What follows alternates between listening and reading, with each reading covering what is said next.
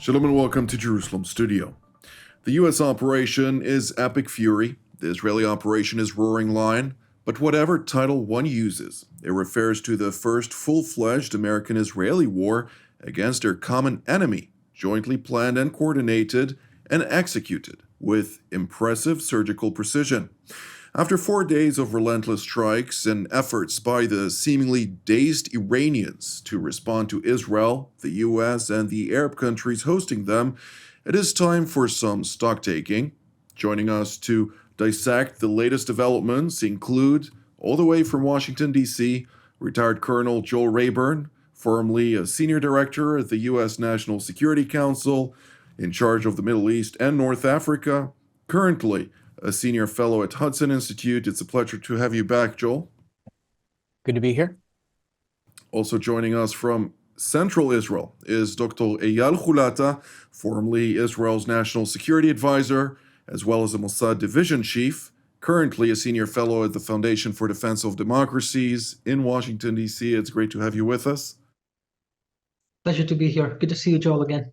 Good to see you. Absolutely. Also joining us here at the studio, last but certainly not least, is Mr. Amir Oren, our TV7 editor-at-large. And Amir, the complexities related to the Islamic Republic have been long discussed here, I think, for a better part of almost 20 years. And within that context, I'd like to ask you to dissect the latest challenges and opportunities for the latest developments at place. So there are two salient issues here, even though they converge, of course. One is the strategic and operational cooperation between the United States and Israel, which is unprecedented. It started full force some 42 years ago in late 1983, but now it blossomed to such an extent that probably no ally or partner of the United States, including Great Britain, has ever taken part in such a venture. And apparently there is a division of labor here for many reasons, several of them having to do with deconflicting. The United States has taken over what it calls the southern flank of Iran. That is the Persian or Arabian Gulf, especially the Navy, Bandar Abbas, and the various vessels, because it wants to protect the massive fleet that it brought forward. The governmental or regime targets were mostly left to the Israeli Air Force. And we have seen the fantastic accuracy, the great intelligence work, which brought about the demise of Ali Khamenei and almost 50 of his lieutenants. So the other issue is what is happening inside Iran. And apparently Iran can hardly give up the fight right now because there is no ultimate decision maker. There is this transition troika, which is supposed to decide or recommend at least the next leader. But until they come up with one, we will see additional strikes and responses by Iran against Israel and various Arab countries. Although I do believe that in the current state of play, we will see a diminishing number of rockets being launched from Iran towards Israel as time progresses, considering the fact that the Islamic Republic only has a certain number of launchers specifically, and they cannot produce at mass those type of systems. But let's turn to our experts. And I'd like to start with Dr. Hulata and ask you about the strategic objectives initially. In order to bring about those strategic objectives, what needs to be done and whether or not we do have the capacity to achieve those? So first, we need to be cognizant that this war is different by way of its objective, not just by way that it is conducted. I mean, as you said in the beginning, both of you, this is the first joint U.S. Israel war against an enemy. This is in itself significant. I'm sure we'll talk more about this later. But this is also the first time that Israel has ever targeted a leader of an enemy country. This is not the first time for the U.S. perhaps, but this is definitely the first time that this was done in this way with no plan for nation building in the sense of a boots on the ground campaign invasion. The Americans don't have that plan for Iran either. So when we talk about the objectives, they're actually clear. The question whether or not they can be achieved is a different thing. But President Trump, just likely an hour after the attack started, went out to the public and said very specifically that the goal of this campaign is to create conditions for the Iranian people to be able to take their country back.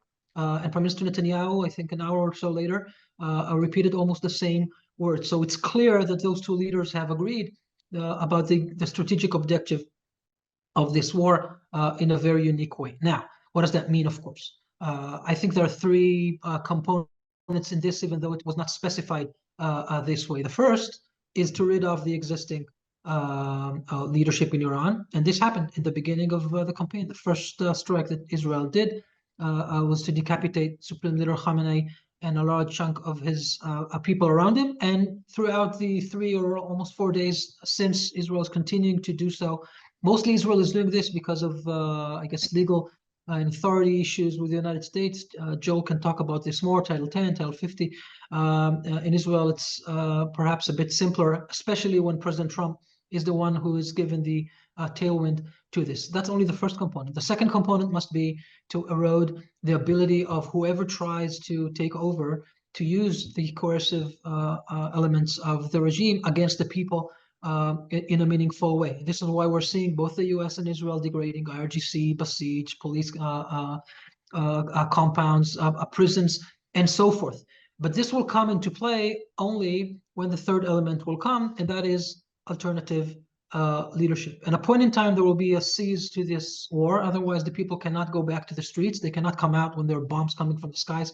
Just imagine how this would look like. There's a reason why President Trump said, wait with it until I give you the cue. Once the cue is given, which is basically the ceasefire, as far as I can understand it, the question will be: is there a leader emerging from within the court of the people, or coming from the outside, say from Prince Reza Pahlavi or someone else that could take over to this? That's the most tricky and uncertain element of this, say, strategic framework that I put there. It might happen, might not. It might not happen in the short time frame, but happen later, after weeks or maybe months.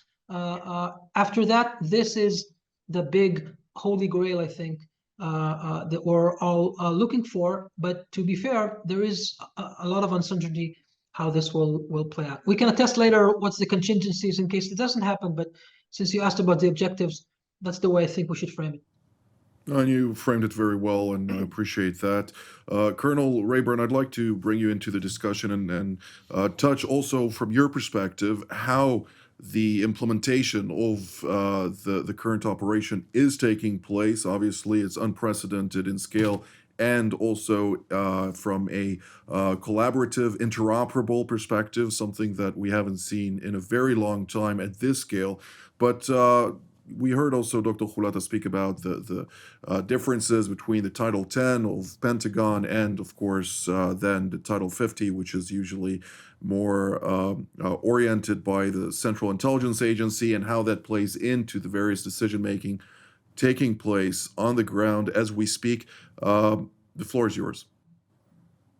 Thanks. Well, in a former life, I was a CENTCOM officer and a military planner, and if I still had that hat on today, and I were comparing the progress of just the first 3.5 days now of operations against the expectations of the long-standing, contingency plan, war plans, I would say it is way ahead of schedule. It is way ahead of expectations in terms of taking out the Iranian regime's military decision-making chain, its command control communications, and I don't know yet. We haven't seen precise figures yet about the degree to which the ballistic missile capabilities have been reduced, but that seems to be going well.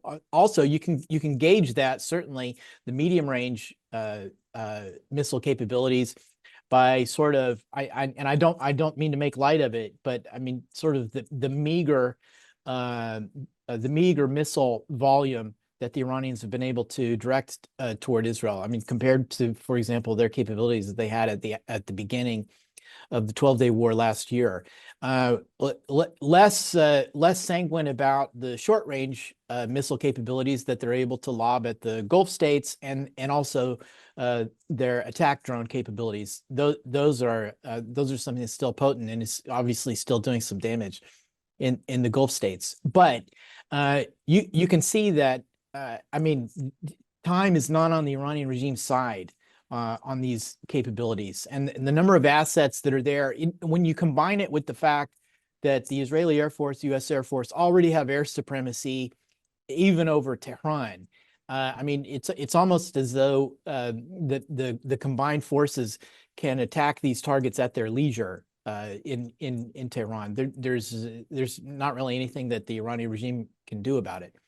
Very interestingly, yesterday, Chairman of Joint Chiefs of Staff, General Dan Kane, for the first time, it's the first time I've heard someone say what the mission of U.S. Central Command is in this operation. He said it's to, or the end state. He's the first one who identified a military end state, and it was basically to prevent Iran having the ability to project power outside its borders. So if I'm a military planner, that gives me very clear parameters for the kind of targets that need to be eliminated, neutralized, suppressed, and so on. And it really revolves around getting back to the ballistic missile and drone threat, as Secretary Rubio laid out also yesterday.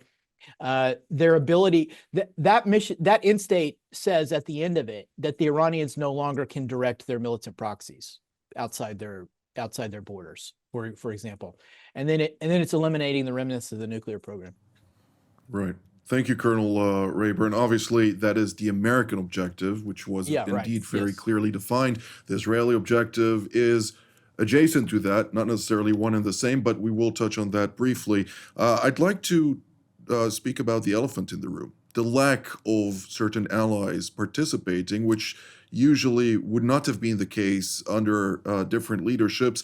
Keir Starmer is trying to defend his absence, saying that he had learned from the war in Iraq, and therefore now when President Trump, the leader of the United States, came to him and said, "We need your assistance," not only did he refuse to join offensive operations, which is still the case, but defensive operations or even the use of British bases was not in the playbook. And now we do see, even after attacks against British bases in an EU member state, namely Cyprus, still he is refusing to alter course when it comes to offensive operations. In contrast to German Chancellor Friedrich Merz, who is quite refreshing when one classifies a German leader stating that they are seriously considering offensive operations. Well, considering and doing are Let's wait and see. Things. Right. Maybe he hopes that it will be over before the consideration is. Now, you know, most work in Israel has stopped except for TV7, of course, and I've had time to go over declassified documents from 1973.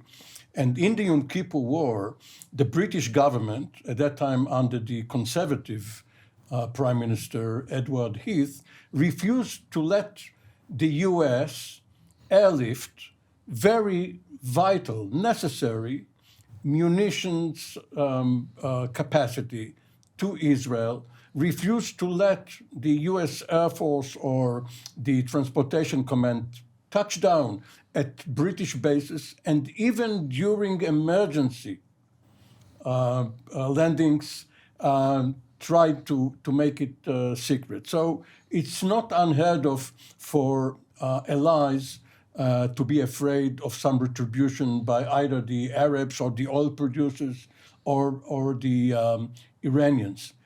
However, when Secretary Hegseth and General Kane briefed the press and the American people, There was one other objective that the Secretary of War, he said, we are no longer defenders, we are warriors. It's not the Department of Defense, Department of War. Another objective he mentioned, because this is not a war against the Iranian nuclear enterprise for the first time. This is a war against the conventional ballistic shield of the nuclear enterprise. Now, as for projecting power outside of Iran's borders, we have one example with Hezbollah. Hezbollah has been attacking Israel over the last day or so, and therefore fell into the trap of letting Israel once again decimate it. Well, before we turn to the Lebanese file and the other proxies that have now committed to join this war at the behest of the Islamic Republic of Iran, I would like to touch specifically on the Gulf countries, some of which are close partners, close even to the word ally in the Emirati context. Dr. Hulata, they are faced with a significant challenge. Are we expected to see them translate the latest developments and evolution of events within the aggressive activities undertaken by the Islamic Republic to join a potential offensive operation against this terror regime in Tehran? So in the list of things that are unprecedented, this is definitely unique. Over the first 24 hours, the number of projectiles Iran sent towards the UAE was very similar to the number of projectiles they sent towards Israel. And we were actually, we started the attack, and the Emiratis are not involved. And as you, of course, all know, this is not where most of the American military presence is, right? There is military presence, of course, in Bahrain, and it was attacked, and in Kuwait, it was attacked, in Qatar, it was attacked. There is also a little bit in the UAE, but the Iranians were not going after the Americans in the UAE. They were going after Dubai, they're going after Abu Dhabi. The air defense capabilities were good. They even attacked Oman, which was brokering the negotiation until recently. And that is, I think, a very peculiar decision on behalf of the Iranians. I would assume that they think that this could have caused, or maybe will cause in the future, pressure coming from those countries on the United States. At least so far, I think it backfired.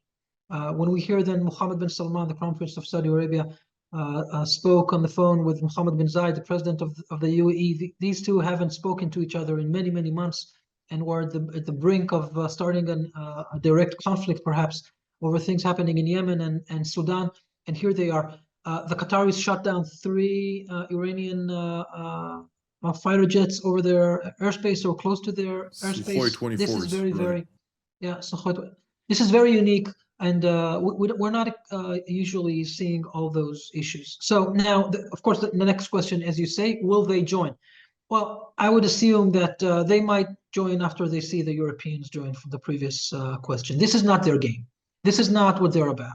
And I understand that. I think the Americans understand that as well. This is not the expectation. But I think what they are doing, they're not only condemning Iran, they are giving tailwind to the continuation of these attacks. They're absorbing this. They're showing, I think, resilience and allowing the conditions to continue. And from what I get from my conversations and from conversations done by Israeli officials, I think it's communicated very clearly, both to the Americans and to the Israelis.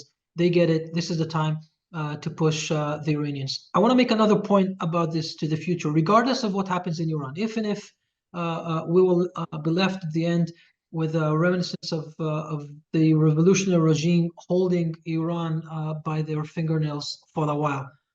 They were actually betting on help from those countries before.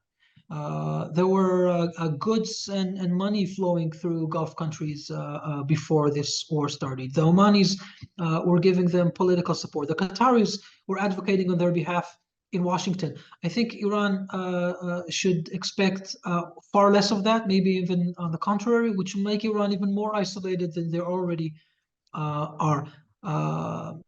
And I think, again, it seems like a strategic backfire to the Iranians. Of course, too early to see how things will evolve in the future.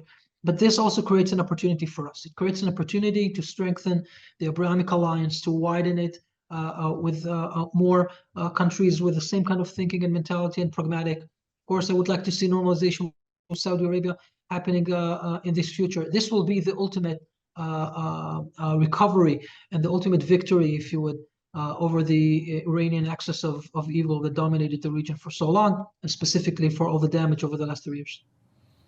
Thank you, Dr. Hulata. Colonel Rayburn, the proxies of the Islamic Republic have been utilized time and again over the past several years, particularly also in various rivalries vis-a-vis the Saudis, for instance, if we're talking about Ansar Allah, which is dominated by the Houthis in Yemen, as well as Hashd-e-Shaabi in Iraq for various expansionist aspirations into Syria, projecting power into the so-called crescent of the north. But the Lebanese Hezbollah terror organization has been utilized time and again against Israel. All of those actors are now trying to increase their involvement, but we don't see a de facto joining of Ansar Allah, namely in Yemen, and Hashd-e-Shaabi, even though there are reports of a couple of projectiles launched. Lebanon, on the other hand, is a different story. We see the IDF taking quote-unquote defensive measures to bolster their presence as a buffer between the terrorist organization and Israel. And next to that, there is also now an instruction by Chief of General Staff, Lieutenant General Eyal, that they are preparing for a broader operation. What does that mean? Yet to see, but nonetheless, what can you tell us about the complexities related to Lebanon? Yeah, well, look, I think just writ large, not just with Lebanon, I think the ring of fire is now dying with Ali Khamenei. The ring of fire that he created around Israel and other allies is dying with him. It's pretty weak sauce. Again, I don't want to make light of it, of the danger to northern Israel from Hezbollah, but launching 6 rockets, pretty meager for the vaunted Hezbollah. So you can see they're nothing like what they used to be. They now don't have Syria as a strategic base and strategic resupply point.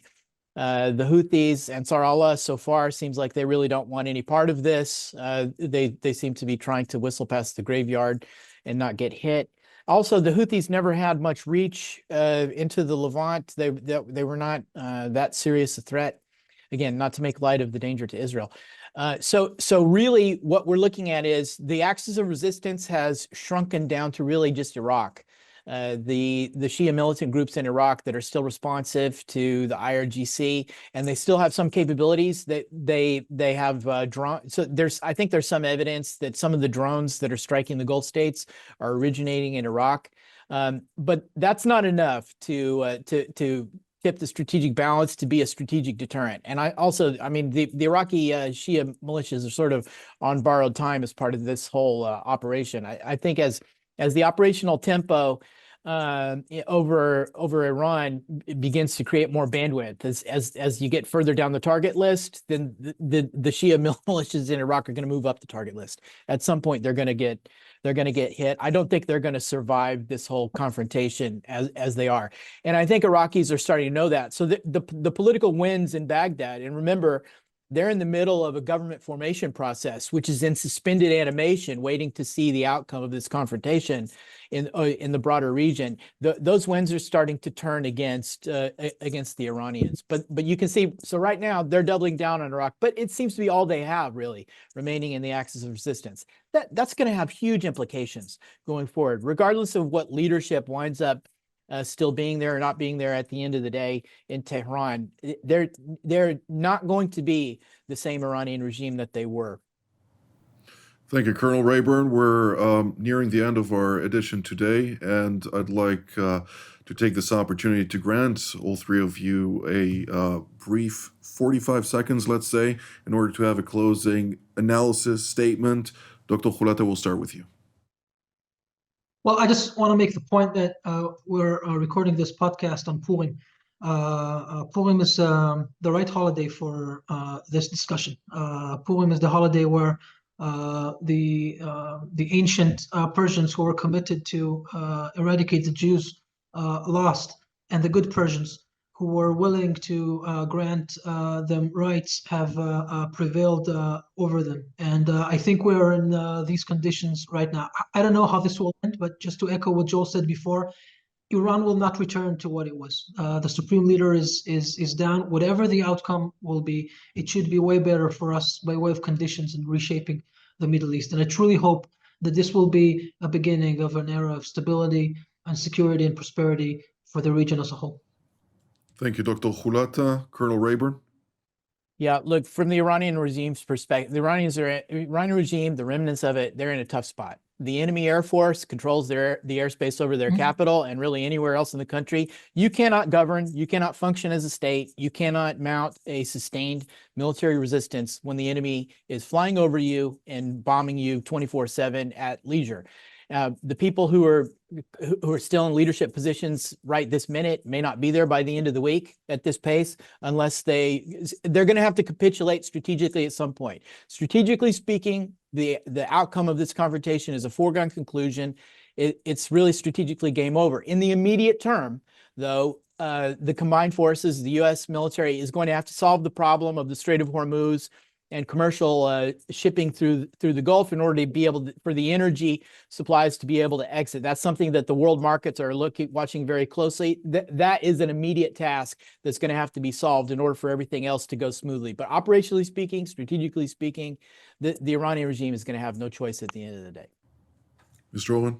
A chilling thought. We may be left with no major enemy, no threat of reference. What can we do? Well, a vacuum tends to be filled quite rapidly after those type of situations.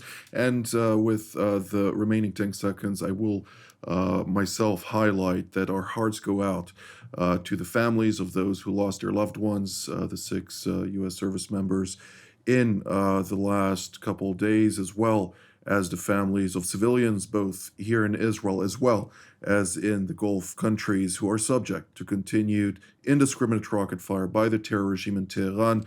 We're looking forward to a brief change also and freedom for the Iranian people.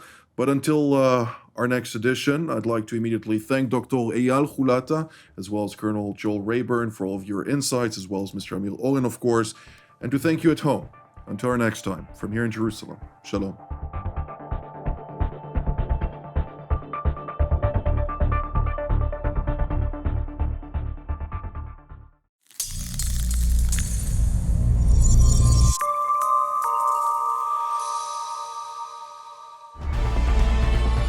Jerusalem Studio, now available on Spotify.